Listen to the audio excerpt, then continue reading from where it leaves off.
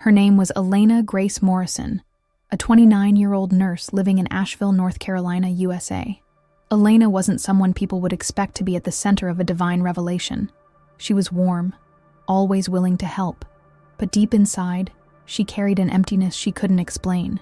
She had grown up in a Christian family, attending church on Sundays, but as adulthood came with its bills, broken relationships, and endless work shifts, her faith became more of a quiet background presence than a daily flame. She still prayed sometimes, but mostly in moments of desperation, like when she couldn't pay rent or when her mother was hospitalized. Outside of work, Elena enjoyed painting and hiking the Blue Ridge Mountains. To her friends, she was the girl who always smiled, but behind closed doors, she sometimes sat in silence, staring at the ceiling, wondering if life had a deeper purpose. Lately, the world's chaos weighed heavily on her.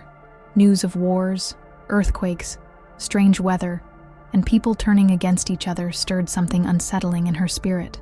She couldn't explain why, but she often felt that something big was coming, something that would shake the entire planet. She didn't know it yet, but her life was only days away from the most extraordinary and terrifying experience she would ever face, and it would change everything she believed about Jesus, the end times, and the meaning of her own existence. Question for the viewers: do you believe God can use ordinary people to deliver extraordinary messages? Write your thoughts in the comments. I'll be reading them all. Elena's life was a delicate balance of compassion and exhaustion. Working as a nurse in the emergency department at Mission Hospital, she was no stranger to human suffering. Every shift brought new faces, some terrified, some in agony, others clinging to their last breath. She had learned to stay calm under pressure, but each story etched itself into her heart. Her mornings usually started before the sun even peeked over the mountains. The alarm at 5 a.m. was her daily battle, and by the time she stumbled into the kitchen, the smell of strong coffee was the only thing keeping her upright. Her small apartment was tidy but minimal, decorated with a few of her own paintings, abstract swirls of color that, according to her, made more sense than life itself. On her days off, she tried to catch up with friends, but more often than not, she simply stayed in, curled up on her couch, binge-watching old TV shows while a candle flickered nearby. Her cat, Willow, was her silent companion, often watching her with an almost knowing gaze, as if aware of things Elena couldn't see. Spiritually, Elena was searching. She still believed in God, but the connection felt distant.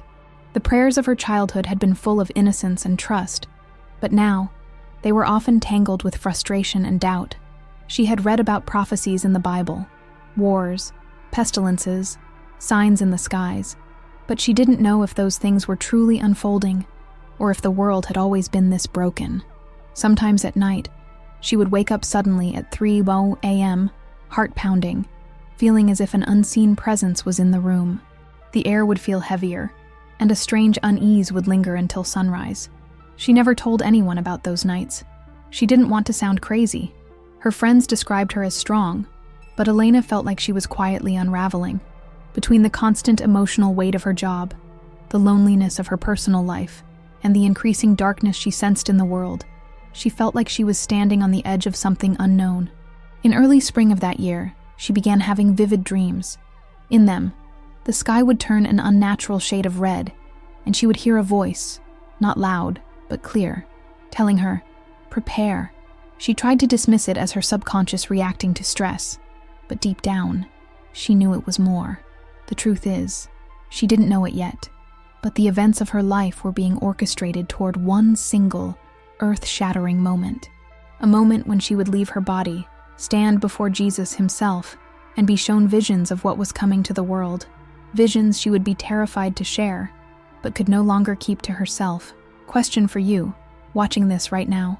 Have you ever felt an unshakable sense that something huge was about to happen, without knowing what it was? Write your answer in the comments, because your story might be more connected to Elena's than you think. The day everything stopped. It was a Thursday, March 17th, a day that began like any other, with no sign that her life was about to be shattered. The air outside was cool, carrying the scent of early spring. Soft sunlight filtered through the blinds as Elena laced her sneakers and grabbed her bag. She had an early morning shift, followed by a quick grocery stop, and she planned to meet a friend for dinner that evening. Driving to work, the mountains looked peaceful under a pale blue sky, their tops still dusted with the last traces of winter snow. She turned up the radio, letting a gentle worship song fill the car. For a brief moment, she felt an unexplainable calm, but it didn't last. Halfway to the hospital, as she crossed a familiar intersection, Elena noticed something unusual. The wind suddenly picked up, swirling leaves and dust across the road. The sunlight seemed to dim, not like a cloud passing overhead, but as if the very light in the world was being pulled away. She shook her head, trying to ignore the eerie feeling in her chest. At the hospital, the morning passed in a blur of rushing footsteps, beeping monitors, and urgent voices, but something felt off. Patients seemed more restless, more fearful than usual. One elderly man grabbed her hand and whispered, "They're coming. The days of darkness are close." She tried to comfort him, assuming it was confusion or delirium, but the words lodged in her mind like a thorn. Her shift ended at 3 p.m. The clouds outside had thickened, casting an unnatural gray over the streets. As she drove toward home, the drizzle began, tapping rhythmically against the windshield. She was only 10 minutes away when it happened. A truck ran a red light. The sound of tires screeching ripped through the air, followed by the violent impact of metal against metal. The world spun. Glass shattered. Her body was thrown forward against the seatbelt, the airbag exploding in her face with a deafening thud. She couldn't breathe. The air was thick. Her chest was on fire. Everything became a slow-motion blur. The smell of gasoline, the taste of blood in her mouth, the muffled sound of voices shouting in panic, the cold rain hitting her skin as the car door was forced open. She tried to move, but her limbs felt like stone. Her vision began to narrow, like a tunnel closing in. The chaos around her faded, until there was only silence. And in that silence, she felt weightless. The pain was gone. The fear was gone. She realized, with a strange mix of peace and shock, that she was no longer in her body. Hovering above the crash scene, she saw herself slumped in the driver's seat, paramedics working frantically. She saw the flashing red and blue lights painting the wet pavement. She saw her own blood pooling on the ground, and yet, she felt no panic, only a pull toward a brilliant light forming in the distance. She didn't know yet, but she had crossed the threshold. The life she knew had ended. The journey into the unknown had begun. Question for you.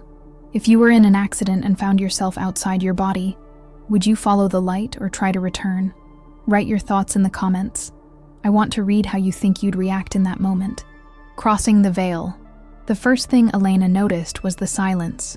Not the kind of silence that comes when a room is empty, but a deep, infinite stillness that seemed to swallow all sound. It was as if the noise of the world, the sirens, the shouting voices, the rain, had been sealed away, leaving her in a space where time itself had paused. She hovered above the wreckage, yet there was no sensation of floating or falling. There was simply being. She could see the chaos below, a paramedic leaning over her body, pressing on her chest, another adjusting an oxygen mask. She saw a woman standing nearby with her hands over her mouth, eyes wide with shock. The truck driver was on his knees, trembling, repeating something over and over. And yet, all of this felt distant, like watching a scene through a glass window. There was no fear in her. Instead, a strange and pure calm wrapped around her like a warm blanket. Then she realized something else. She could see everything at once. She could look at the ground, the sky, the people, and her own body all at the same time without turning her head. There was no weight, no pain, no limitation. A soft glow began to appear on the horizon of her awareness, not in the physical sky, but in some other dimension that was calling to her. It was a light so pure, so alive, that it seemed to breathe. The longer she looked at it, the more she felt it pulling her, like the tide pulling the ocean toward the shore. Her surroundings began to change. The rain faded. The road, the cars, the paramedics, all of it dissolved like mist under the morning sun. She found herself in a vast, endless expanse, bathed in a golden radiance. The light wasn't just ahead of her now. It was all around, seeping into her, filling her with a love so overwhelming it brought her to tears. She realized she could still think, still feel, but her thoughts were clearer than they had ever been.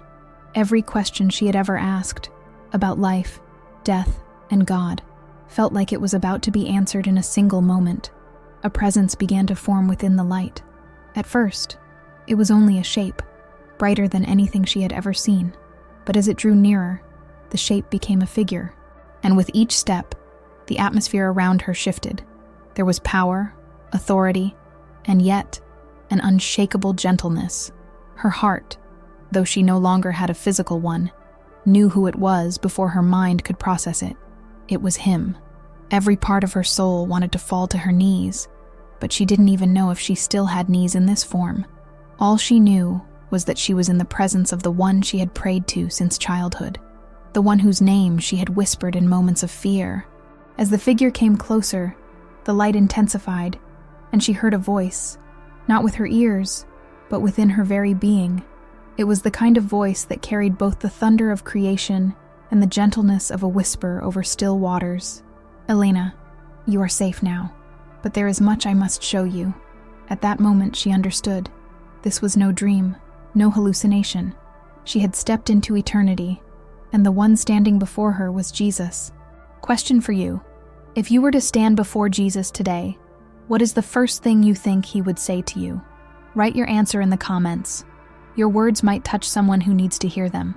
Face to face with the King. The light that surrounded him wasn't just bright, it was alive. It pulsed gently, like the heartbeat of the universe, radiating warmth that went beyond the skin, beyond the bones, reaching the very core of her soul. Every flicker of that light carried love, real, pure, perfect love, something she had never fully felt on earth. As he stepped closer, his features began to come into focus. His face was both familiar and impossible to describe. There was strength in his jaw, gentleness in his eyes, and a peace that seemed to erase every trace of fear. His hair was long, touching his shoulders, and carried a golden brown hue that shimmered in the radiance around him. His robe flowed like liquid light, white yet glowing with a golden undertone. But it wasn't his physical appearance that overwhelmed her. It was his eyes. They were not just looking at her. They were looking through her, into every moment of her life. In those eyes, she saw her childhood prayers whispered in the dark. She saw the nights she had cried into her pillow, the days she had smiled when she wanted to break, and the quiet moments she had doubted if God even heard her at all. And yet, there was no judgment in his gaze, only truth and love intertwined. "Elena," he said, and her very existence trembled at the sound of his voice. It wasn't just heard, it was felt, like a vibration that resonated through every fiber of her being. "I have been with you in every moment. Even when you thought I was far, I was closer than your own breath." She couldn't stop the tears. They weren't tears of shame or fear, but of release, like years of weight being lifted in an instant. She wanted to speak, to ask 1,000 questions, but she found herself unable to form words. Somehow, he understood every thought in her mind without her saying a thing. He reached out his hand, not hurriedly, but with a slowness that made the moment stretch into eternity.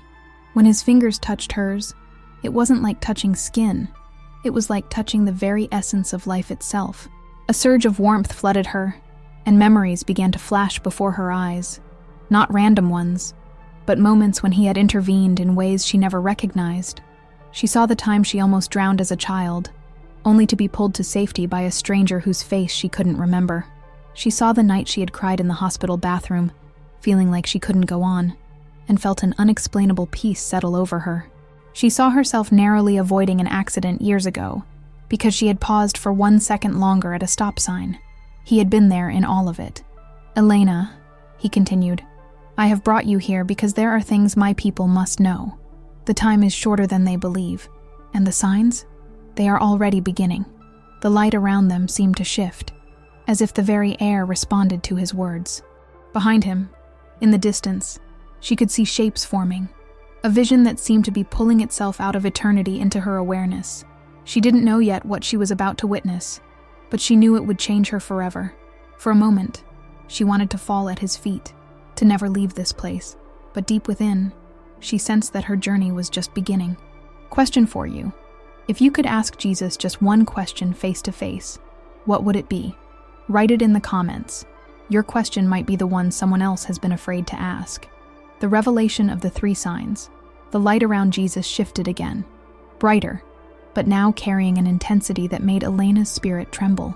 It was not a fearful trembling, but the awe of standing on holy ground, where truth pierces deeper than any sword. He looked into her eyes, and in that gaze she felt eternity stretch out before her. "Elena," he said softly, yet with a firmness that made the words echo inside her.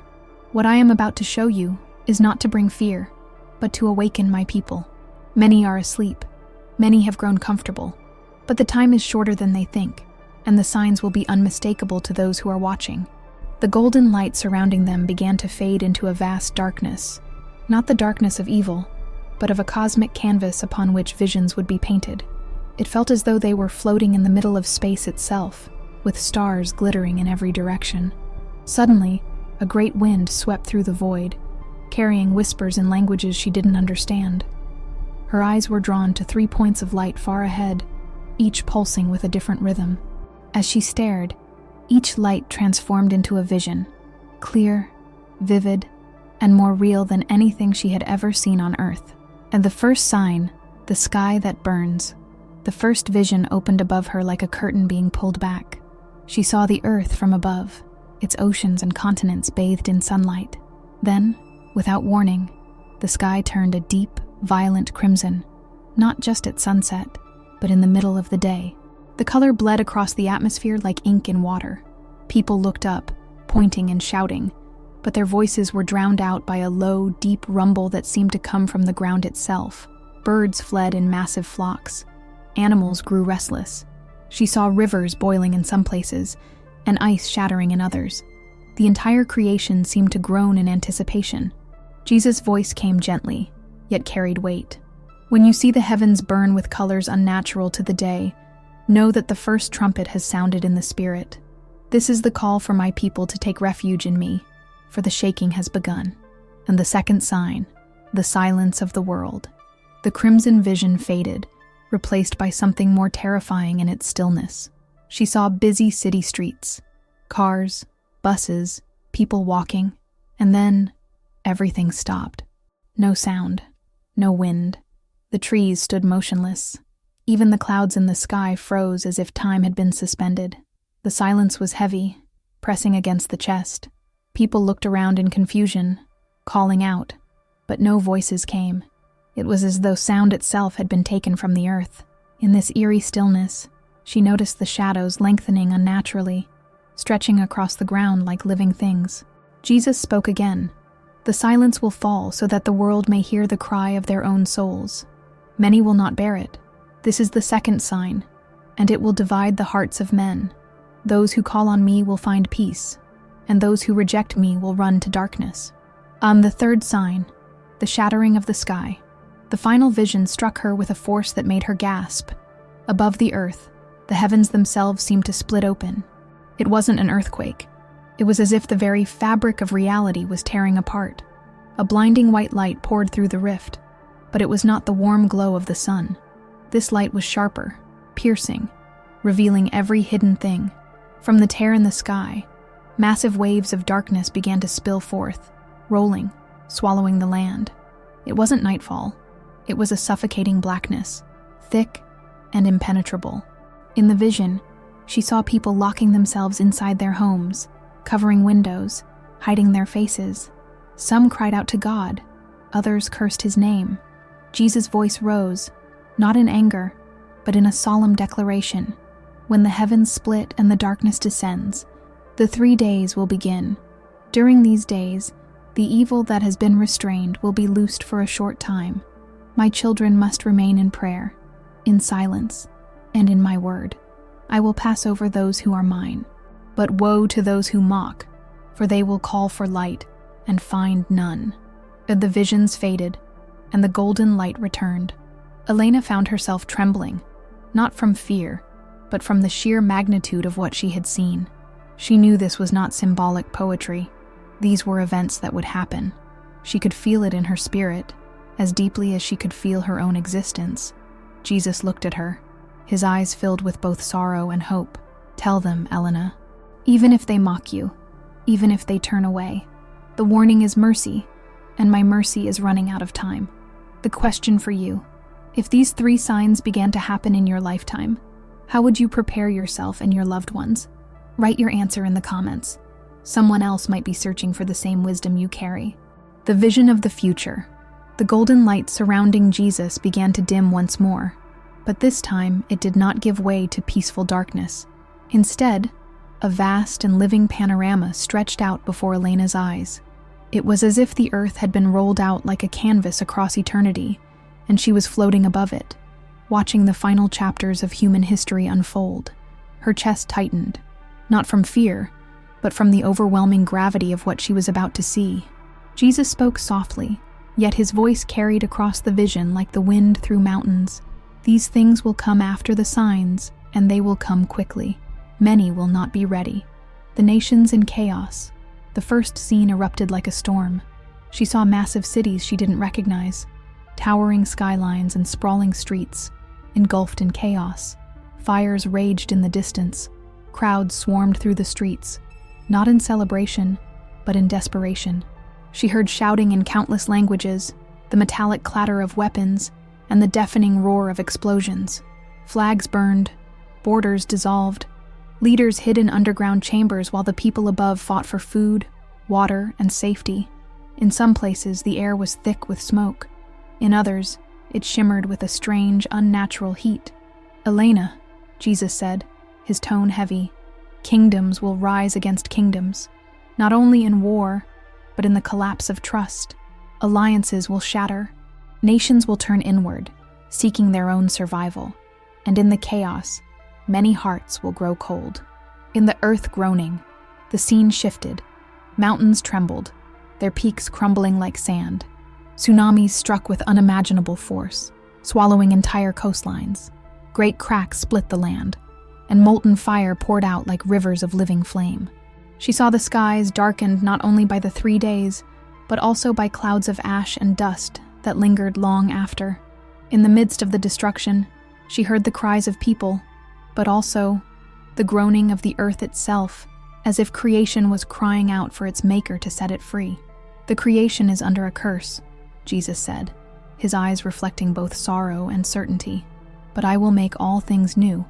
These birth pains are not the end, but they will shake every soul into choosing life or death, light or darkness, me or the evil one." The rise of deception. The vision narrowed into a single figure, a man standing before a crowd so vast that Elena could not see the end of it. He spoke with charisma, his words flowing like honey, and the people cheered, wept, and bowed to him. But there was something in his eyes, an emptiness, a void where truth should have been. Around him, technology seemed to pulse with life, giant screens showing his face, drones hovering like silent watchers, and a strange mark being offered to the people as a key to safety and freedom. Many accepted it eagerly. Some hesitated, but the pressure to conform was suffocating. "This is the deceiver," Jesus said, his voice deepening. "He will offer peace that is not peace, and salvation that is not salvation. My sheep will know my voice and will refuse him, but they will be hated for it. Many will fall, but those who endure will wear the crown of life." The remnant's light. Just when the vision seemed unbearable, a new scene emerged, one that filled Elena with hope so intense she felt it burn in her spirit. She saw small groups of believers scattered across the world, praying, worshiping, caring for one another. They weren't in grand buildings or public stages. They were in living rooms, basements, forests, and hidden places. They had no fear in their eyes, only peace. In the darkness, they shone with a light that was not their own, and she understood instantly.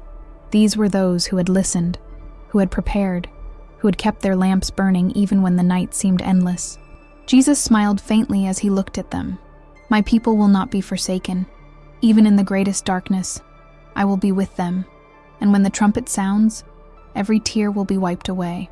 The visions faded, and once again, Elena found herself standing before him in the golden light. Her spirit was shaking under the weight of what she had seen, yet it also burned with a new purpose. She knew the world needed to hear this. She knew time was short. Jesus took her hand once more and said, "Elena, the warning is not to frighten, but to awaken. The time to choose is now. Question for you. If you knew the world had only a short time left before these events began, what is the first thing you would do differently starting today? Write it in the comments. Your answer could inspire someone to take their first step toward God. The golden light around them grew warmer, wrapping Elena in a peace so deep it felt like the air of heaven itself. But beneath that peace, there was an unshakable urgency. It was the same feeling she had in the ER when a patient had only minutes to live, the knowledge that there was no time to waste. Jesus looked at her, his gaze steady yet tender, and began to speak. Not just to her, but as if his words were pouring out to every soul on earth. Asamanan, my beloved children, the hour is later than you think. Many say, we have time, but they do not see the shadows lengthening. The enemy works in the open now, but still, my people sleep. They chase the things that pass away and ignore the things that last forever.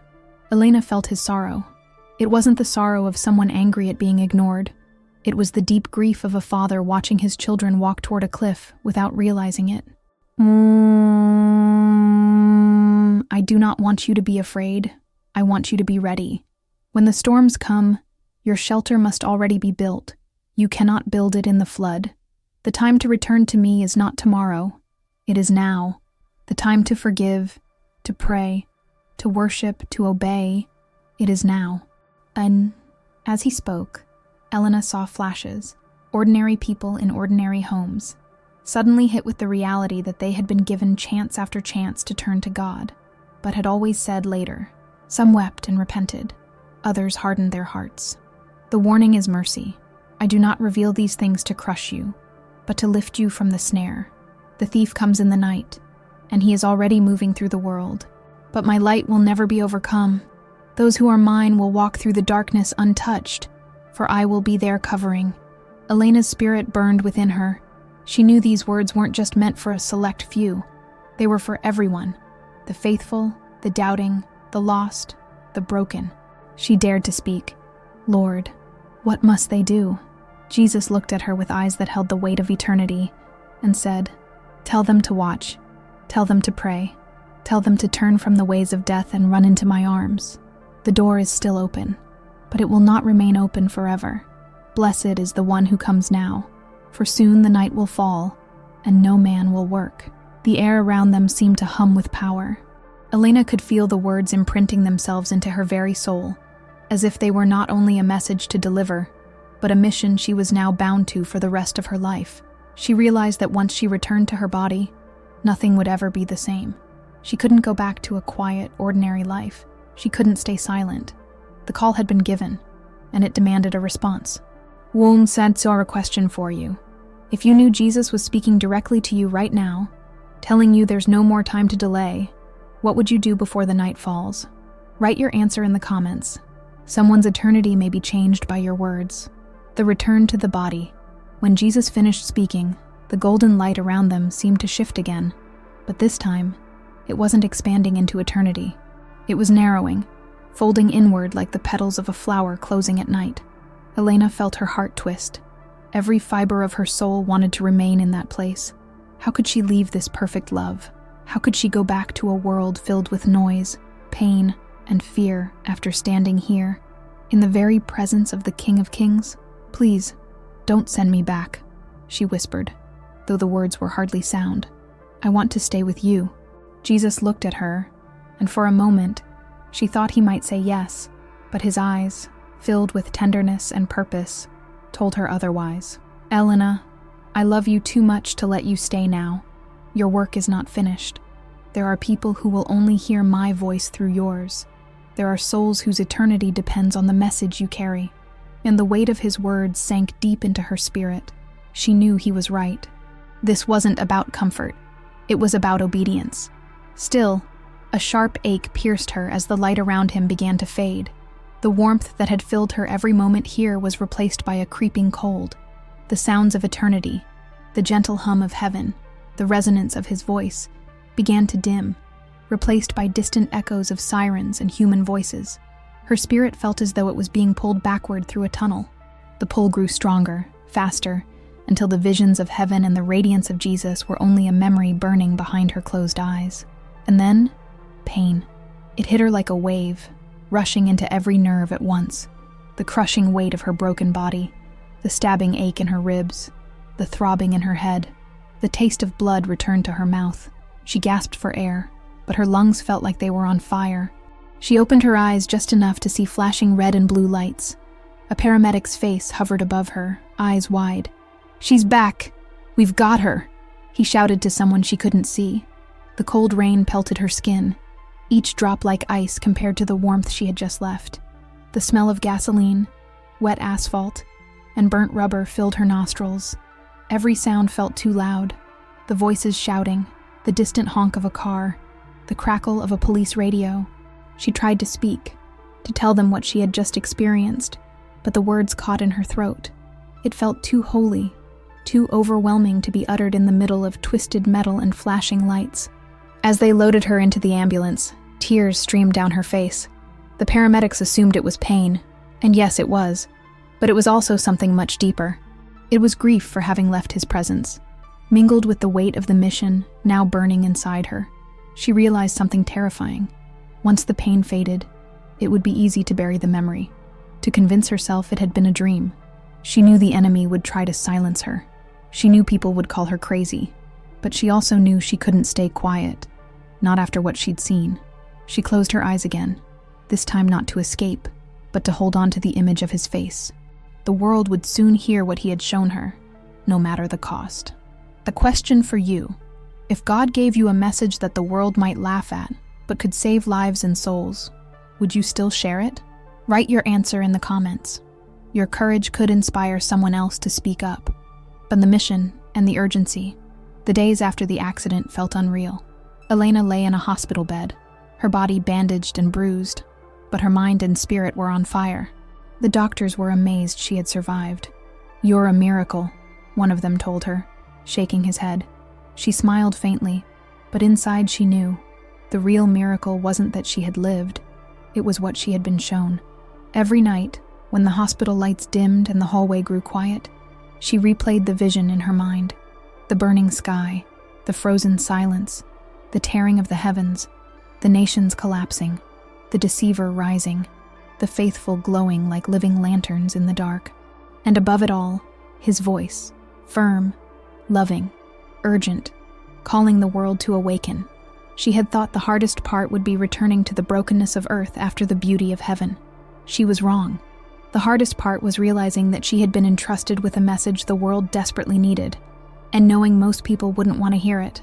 But the first step, when she was finally discharged, she returned to her small apartment. Everything looked the same. The couch, the paintings, Willow the cat curled on the windowsill, but she was not the same. The moment her friends hugged her, they noticed it. "You look different," one said. Elena only nodded. The first time she tried to tell someone what had happened, she froze. How do you put eternity into words? How do you describe a voice that speaks inside your soul? A light that loves you, visions that shake the ground of your reality. But she remembered his words, even if they mock you, even if they turn away, the warning is mercy.